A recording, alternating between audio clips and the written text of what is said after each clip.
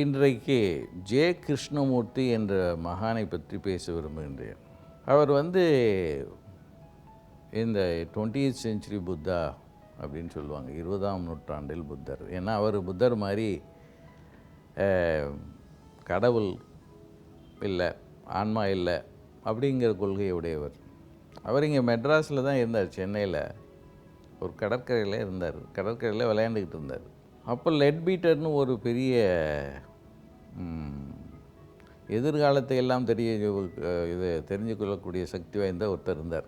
அவர் இந்த தியோசாபிக்கல் சொசைட்டியில் அன்னி பெசன்ட்னு, இந்த அன்னி பெசன்ட் நகர் இருக்குதுன்னு சொல்கிறாங்க பாருங்கள், அது அன்னி பெசன்ட் கப்பல் பேரில் தான் இருக்குது. அவங்கள்ட்ட சொன்னார், இங்கே ஒரு பையன் இருக்கான், அவனை பார்த்தேன், கடற்கரையில் விளையாண்டுக்கிட்டு இருந்தான், அவன் தான் அடுத்த ஜீசஸ் கிரைஸ்ட் அப்படின்னு சொல்கிறார். நீங்கள் உடனே வரணும்.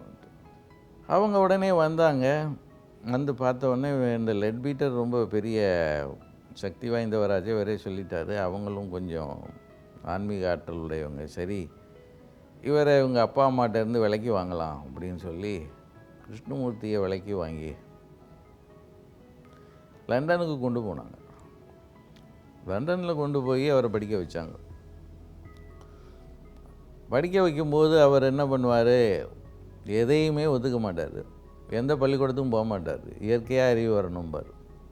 அப்படி ஒரு நாள் இருக்கும்போது லண்டனில் அவர் உட்கார்ந்துட்டு இருக்கும்பொழுது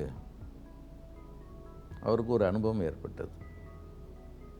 ஏதோ ஒரு எலக்ட்ரிக்கல் ஷாக் அடித்த மாதிரி இருந்தது.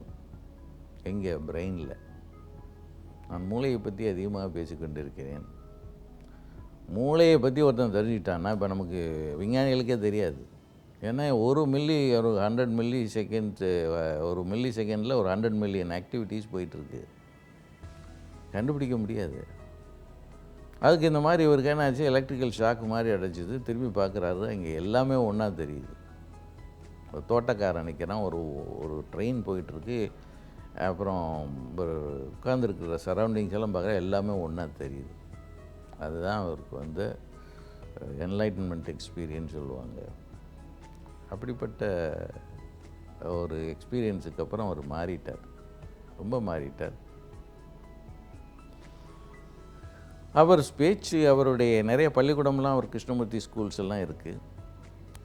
அவருடைய கேள்வி என்னன்னு கேட்டிங்கன்னா, நீங்கள் எதை யார் சொன்னதையும் கேட்கக்கூடாது, உங்களுடைய சுய அறிவை வைத்தே நீங்கள் எல்லாத்தையும் கண்டுபிடிக்கணும். எண்ணங்கள் மூலமாக எதையும் பார்க்காதீங்க. எண்ணங்களுக்கு அப்பாற்பட்டு ஒரு அறிவு இருக்குது. அந்த அறிவை நீங்களாக ஒவ்வொருத்தரும் கண்டுபிடிக்கணும். வேதத்தை நம்பாதீங்க, இல்லை பகவத்கீதை, வேறு எந்த மதத்தையும் நம்பாதீங்க. மதங்கள் எல்லாம் சொல்கிறது தப்பு. நீங்கள் தான் இதெல்லாம் கண்டுபிடிக்க முடியும். அதுக்கெல்லாம் நீங்கள் எண்ணங்களை எல்லாம் நிறுத்தி எண்ணங்களுக்கு அப்பால் செல்லக்கூடிய ஒரு இடத்துக்கு போயிட்டீங்கன்னா உங்களுக்கு அனைத்தையும் தெரியக்கூடிய ஆற்றல் இருக்குது அப்படின்னார். அவர் புதுசாக எல்லாத்தையும் சொன்னாலும் கூட அவர் சொன்னது ஒன்றும் உண்மையிலேயே புதிது கிடையாது. எண்ணங்களை நிறுத்துவதோ, உங்களுக்கு மனதுக்கு மேல் போகிறதோ எல்லாமே வேதங்களும் சொல்லக்கூடியது தான், பகவத்கீதையும் சொல்லுது, எல்லாமே சொல்லுது. உதாரணமாக சொல்கிறேன் கேளுங்க. அவர்கிட்ட கேட்டால் எதையுமே மறுப்பார், எல்லா மதத்தையும் மறுப்பார். இந்த மாதிரி சைக்கிக் எபிலிட்டிஸ் இருக்கான்னு கேட்டால் மறுப்பார். ஆனால் அவரே என்ன செஞ்சார், ஒரு சமயம் அவர் பல வெளிநாடுகள்லேயே தான் முக்கால்வாசி இருப்பார். இங்கே இந்தியாவுக்கு ஒரு வாரம் தியோசாபிக்கல் சொசைட்டியில் இருப்பார். அப்போ ஒரு நாள் நேருவுக்கு அவர் ரொம்ப மிகுந்த நண்பர். இந்திரா காந்தியும் அந்த அம்மா அவங்க பார்ப்பாங்க. ஒரு சமயம் டெல்லியில் வந்திருக்கும்போது அந்த அம்மாட்ட, நீங்கள் உங்கள் பாடி கார்டை நம்புறீங்களாம்மா அப்படின்னா கேட்டார். இது ஒரு புத்தகத்தை எழுதியிருக்காங்க, கூட இருந்தவர் எழுதியிருக்கார். அந்த அம்மா சொல்லுது, நான் யாரையுமே நம்ப முடியாதுங்க, நான் யாரையுமே நம்ப முடியாது. என்ன ஆயிடுச்சு, ஒரு மெட்ராஸுக்கு வந்துட்டார். அப்போ அந்த அம்மாவை பாடி கார்டு சுட்டு கொண்டு விட்டார். ஆக அவருக்கு தெரிஞ்சிருந்தது. ஆனால் அதெல்லாம் அவர் வெளிக்காட்டிக்கொள்ளவில்லை.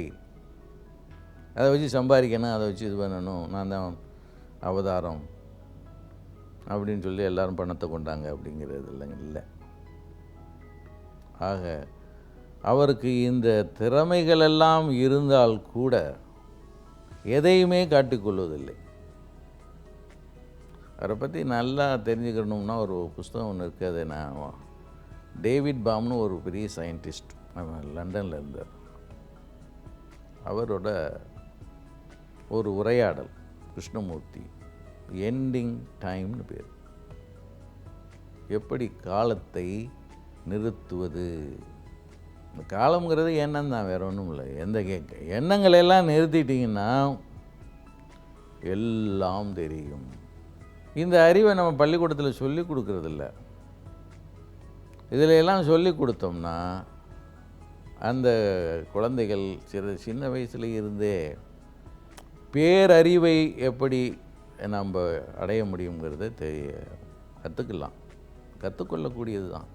இதைத்தான் நான் இப்போ சில பள்ளிகளில் அறிமுகப்படுத்தி கொண்டிருக்கின்றேன். அதை பற்றி அடுத்த இதில் பேசுவோம்.